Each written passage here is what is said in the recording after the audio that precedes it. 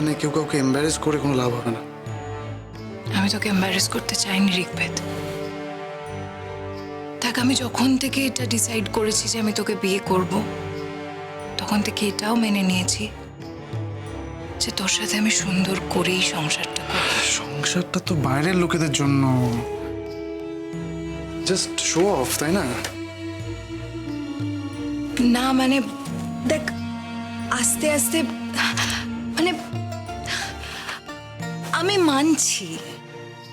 মানছি যে একদিনে সবটা ভুলে যাওয়া সম্ভব নয়, কিন্তু আমি তোকে কথা দিচ্ছি ঋগ্বেদ, আমি ঋতুরাজকে ভুলে যাব। ভুলে যাওয়া যায় না অন্তিকা, অত সহজে ভুলে যাওয়া যায় না। আর আমি চাইও না তুই কাউকে ভুলে গিয়ে আমার সাথে সংসার কর। যদি ভোলার হয় সেটা এমনি হবে। আমি যদি তোকে ভুলে দিতে পারি সেটা এমনি ভুলে যাবি তুই। আর একটা কথা সত্যি বলতো, ভোলা কি যায়? সবটা ভোলা যায়? যায় না। তো প্রত্যেক মুহূর্তে মনে হবে না যে তোর কি হতে পারতো, আর তোর জীবনে কি হলো? এই কথাগুলো এখন কেন বলছিস তুই? কারণ আমি সবটা জানি অয়ন্তিকা। আর দেখ, তাতে আমার কোনো অভিযোগ নেই। তুই যদি বলিস আমাদের যেরকম অ্যারেঞ্জমেন্ট ছিল সেরকমই থাকবে, আমরা ততটা কাছাকাছি আসবো না, তাতেও আমার কোনো আপত্তি নেই। ঋগ্বেদ,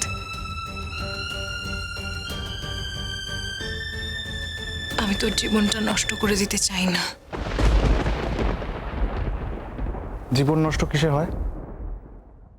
আচ্ছা ধর, আমাদের যে অ্যারেঞ্জমেন্ট রয়েছে সেটা ঠিকঠাক থাকলো, আমরা স্বামী স্ত্রী হিসেবেও ঠিকঠাক থাকলাম, তারপর কি আমার জীবনটা পূর্ণ হবে যখন আমি জানবো তুই মনে মনে অন্য কাউকে ভালোবাসিস? এই কথাটা এক্স্যাক্টলি, এই কথাটা না আমি এবার থামিয়ে দিতে চাই। কথাটা থামার নয় অয়ন্তিকা, আমাদের উগড়ে ফেলাটাই উচিত। এই কথাটা তো আমি তোকেও বলতে পারি। তো বল না। দেখ, আমারটা আলাদা। আমি তো প্রথম থেকেই জানতাম যে রীতাপরির সাথে আমার কোনো সম্পর্ক তৈরি হবে না, বাট তুই তো জানতিস যে তুই ঋতুরাজকেই বিয়ে করবি, তাই না? তাতে কি এসে যায়? কি পার্থক্য ঘটে আমায় একটু বলবি? ডেফিনেটলি পার্থক্য ঘটে। দেখ, সেক্ষেত্রে ইনভলভমেন্ট অনেক বেশি হয়, সেটা কাটানোও মুশকিল। আমার ক্ষেত্রে তো সেরকম সমস্যা নেই, তাই না? দেখ, একটা কথা আমি বিশ্বাস করি, যদি মনটা ঠিক থাকে না, তাহলে সব কিছু ঠিক থাকে। তাছাড়া তুই আমার ভালো বন্ধু, তোর মতো এত ভালো মনের একটা মানুষকে আমি আমার নিজের লাইফ পার্টনার হিসেবে পেয়েছি। সত্যি বলছি, বিশ্বাস কর, আই এম অনার্ড। আর তুই সত্যি খুব ভালো। তোর মতো এত বড় একটা মনের মানুষকে পেয়ে আমি আমি সত্যি খুব লাকি, জানিস তো? ভালো মনের মানুষ দিয়ে কি আর প্রেম ভালোবাসা হয়? তার জন্য আলাদা ফ্যাক্টর কাজ করে।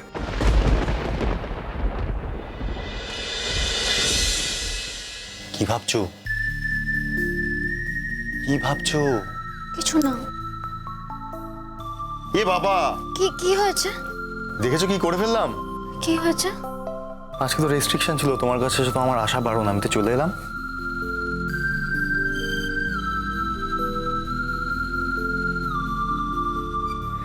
বাড়ির লোক বারণ করবে তো, তাই ভাবলাম একবার তোমার সঙ্গে দেখা করে যাই চুপি চুপি।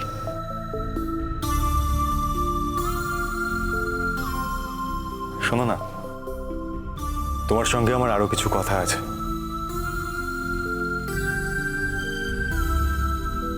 দেখো, এই বাড়ি তোমার মায়ের প্রতি অনেক ইনজাস্টিস করেছে, তাই আমি চাইবো যদি কেউ তোমার প্রতি কোনো রকম ইনজাস্টিস করে, তুমি তার প্রতিবাদ করবে। আমি জানি যে তুমি কোনো রকম কোনো অন্যায়ের সঙ্গে আপোষ করবে না এবং নিজের সম্মান তুমি বাঁচিয়ে চলবে, তাও আমি আমার দিক থেকে তোমায় বলে রাখলাম।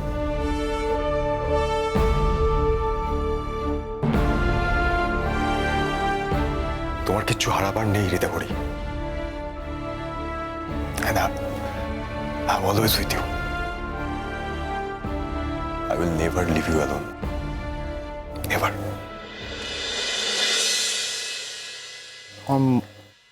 আমার মামা বাড়ির দিক থেকে একটা গন্ডগোল আছে। আমার দিদা কখনোই আমার মাকে সংসার করতে দেয়নি। আমার দিদা তোমার মাকেও খুবই খুবই অসম্মান করেছে। কিন্তু তোমায় যদি কেউ অসম্মান করে,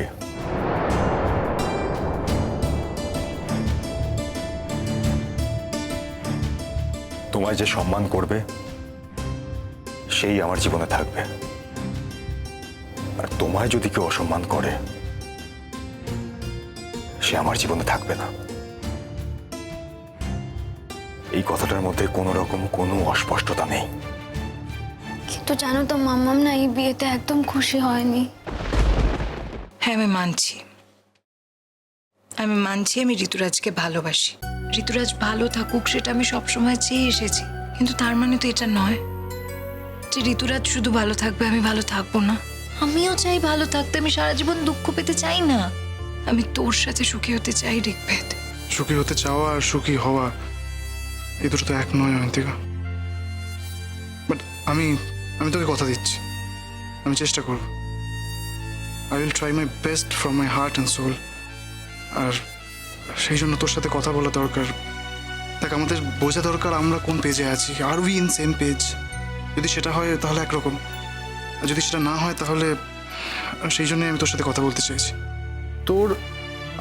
তোর আমাকে বিয়ে করার কারণটা কি? মানে তুই তো বিয়ে না করলেই পারতিস। দেখ, তুই কি উত্তর দিবি সেটা আমি জানি। তুই বলবি তুই কোনো রিস্ক নিতে চাসনি, কারণ তুই চাসনি যে তোর জন্য কারোর জীবনে কোনো রকম জটিলতা তৈরি হোক, ব্লা ব্লা ব্লা। এক্স্যাক্টলি এটাই আমার প্রাইমারি রিজন ছিল। আর তাছাড়া আমি মণ্ডপে দাঁড়িয়ে অন্য কারোর কথা ভাবতে পারতাম, অন্য কাউকে বিয়ে করার কথা ভাবতে পারতাম। আর বিয়ে কেন? মানে আমি তো কাউকে বিয়ে নাও করতে পারতাম। হ্যাঁ, তো আমাকে বিয়ে করে নিলি। এনিওয়ে, ঠিক আছে, বিয়ে যখন হয়ে গেছে, বাট আমাদের মনের মধ্যে যেন সবটা পরিষ্কার থাকে। আমরা যেন মানে কোনো রকম আড়াল না থাকে দুজনের মধ্যে। ওকে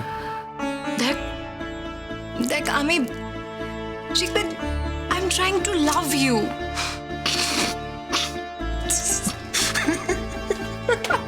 হাসছিস? এই হাসছিস কেন? কি এগুলো হাসছিস কেন? চেষ্টা করে আর যাই হোক, ভালোবাসা হয় না। সে তো স্বাভাবিক। তুমি নিজেই ভেবে দেখো, এই বাড়ি থেকে উনি যতটা ইনজাস্টিস পেয়েছেন, কি করে সুখী হবে আমি না? একটা কথা বলি, মামাম হয়তো আমার সঙ্গে আর কোনো সম্পর্ক রাখবে না। এটা অসম্ভব, এইটা অসম্ভব। আরে আমি তো বলছি, আমি হতে দেব না। আর যে মানুষটার সঙ্গে আমার ছোটবেলায় যদি কিছু ভালো স্মৃতি থেকে থাকে, তার মধ্যে ওনার সঙ্গে আমার যে স্মৃতিটুকু আছে, সেটা আমার জীবনের অনেক বড় পাওনা। আরে আমি তো ওনাকে মাথায় তুলে রাখবো। একটা কথা ভেবে দেখো তো, আমার শরীর খারাপ, আমি কতবার করে বললাম ট্রিটমেন্টের কথা। ফাইনালি যখন রাজি হলো, তখন তো এরকম একটা সিচুয়েশন তৈরি হয়ে গেল। তারপরে যখন মাম্মামকে বললাম, আমাকে তো মাম্মাম স্ট্রেট বলে দিল মাম্মামের ভালো লাগার কথা, মাম্মামের ভালো মন্দের কথা আমার ভাবার দরকার নেই। মাম্মাম আমার সঙ্গে সম্পর্ক রাখতে চায় না। ইনফ্যাক্ট মাম্মাম পাহাড়ে চলে যাবে। দেখো রীতাবরী, তোমার মায়ের কথার ইম্পর্টেন্স আছে ঠিকই, তাই বলে যে ওনার কথা আমাদেরকে অক্ষরে অক্ষরে পালন করতে হবে এরকম কোনো মাথার দিব্যি কিন্তু আমাদের কেউ দেয়নি। হ্যাঁ, কিন্তু কোথায় যাচ্ছ? আরে শোনো, আরে ওই দেখো। আমি কিন্তু সিরিয়াসলি বলেছিলাম কথাটা। ওকে ওকে, অন আ সিরিয়াস নোট, তোমার মা অনেকদিন একা ছিলেন, আমি জানি। তারপরে তুমি ছিলে ওনার সাথে। তুমি জানবে এখন থেকে ওনার সাথে আমিও আছি।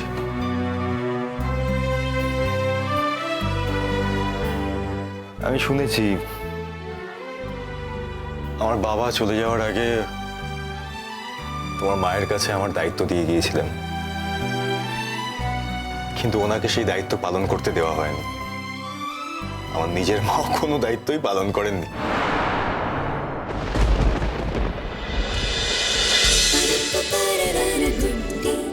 Good day.